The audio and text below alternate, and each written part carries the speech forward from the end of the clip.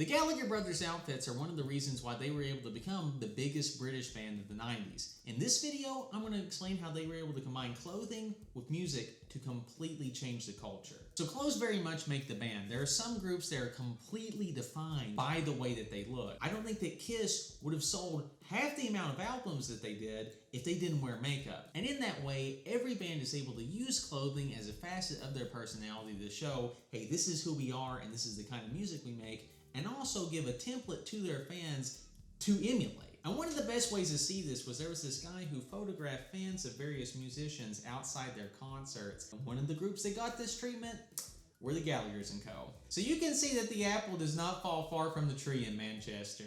You can see that there's a definite Oasis look. We're seeing a lot of Adidas, definitely some bucket hats and parkas, and also with the definite John Lennon influence, which is not that surprising because, as Liam has stated many times, I am John Lennon. And you can see this look already being cultivated from their very first television appearance. Somewhere I saw a clip of Noel talking about how in these early performances, he feels like he's wearing a shirt that's like 3 sizes too big for him. Dude looks like he just strolled out of a Salvation Army bargain bin. The one thing that they do have right from the very beginning is accessibility. The Gallagher brothers are famously from very working class origins in Manchester, and you can see that directly influencing these early looks because they had no money. And this is honestly when these looks are at their best. These are clothing combinations that these fans can directly replicate, sometimes with the exact same brands, for no money. And I think it is expertly on display here for the 1994 Liam ensemble that he put together for the Glastonbury Festival. And this is honestly like one of his best looks. You've got the blue sweater with the white shirt underneath it, absolutely classic. And it's like untucked, and he's got the jeans with the Wayfarers on. This is just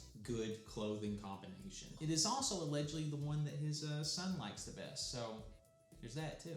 To go back to that original Kiss analogy, while Kiss is a very visually striking group, these are not uniforms that you're able to recreate for like $50 at a Goodwill. That is the case for Oasis, and that's just something that's very enticing for fans, is to be able to literally like replicate this lifestyle. And the second thing I would say that really set Oasis apart from the pack is the relatability of their outfits. Something that you learn in your very first business class is that if you have the only hot dog stand in town, your hot dogs don't have to be actually that good. One of the biggest dividers in Britain historically has always been class. And the working class, even though they form a huge percentage of the population, have always been marginalized and underrepresented in greater media. So whenever you have an entire swath of the country who has no one who looks, sounds, or acts like them on the telly, and then here comes Oasis representing every single part of that, yeah, they're going to capitalize on that very well. I mean, the reason why Bonehead looks like a guy who's on a building site is because he was a guy on a building site. So, and you can see this aspect of their appeal in this classic photo shoot. We got the blue tracksuit, the blue sweater, and the blue robe. Yeah, honestly, like, no human has ever looked this cool ever again. It's bringing something that was like, you know, this is only for football hooligans, but like, yeah, no, this can also be like aesthetically pleasing. A good way to contrast this is their use of leather coats. You can see this in this classic like award show appearance when Oasis was truly at the peak of their powers. You got both of the brothers rocking this like luxurious leather coats, looking like $1 million.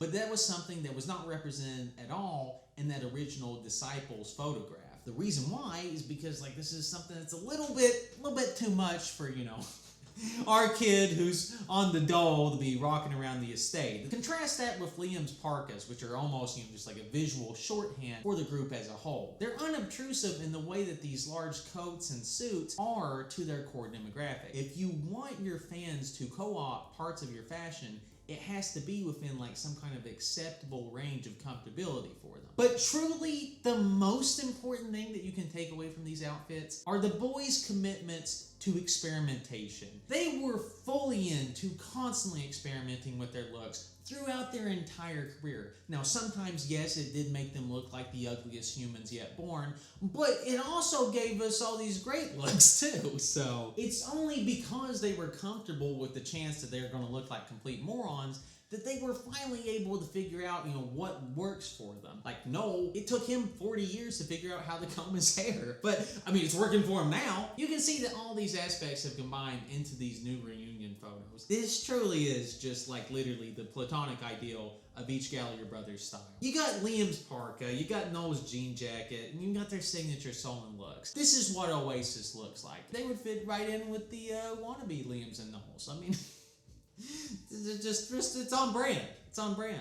But while Oasis was able to cultivate a great style, if you want to figure out how to capitalize on it, watch this video.